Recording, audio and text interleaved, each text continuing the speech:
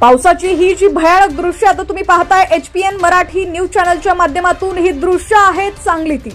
सांगली जिल्ह्यात गेल्या 2 दिवसांपासून जोरदार असा पाऊस पडतोय। तासगाव तालुक्यात मुसळधार पाऊस झालाय, त्यामुळे तासगाव शहरातल्या कापूर ओढा भरून वाहू लागलाय।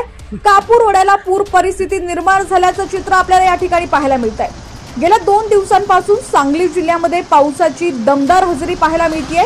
सकाळी उघडीप तर संध्याकाळनंतर जोरदार पाऊस पडतोय, त्यामुळे अनेक ठिकाणी ओढे नाले तुडुंब भरून वाहू लागले।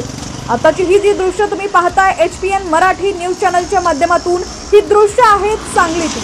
सांगली जिल्ह्यात गेल्या 2 दिवसांपासून जोरदार असा पाऊस पडतोय। तासगाव तालुक्यात मुसळधार पाऊस झाल्यामुळे कापूर ओढ्याला पूर आलेला आहे। पूर परिस्थिती निर्माण झाल्याचं चित्र आपल्याला या ठिकाणी पाहायला मिळतंय।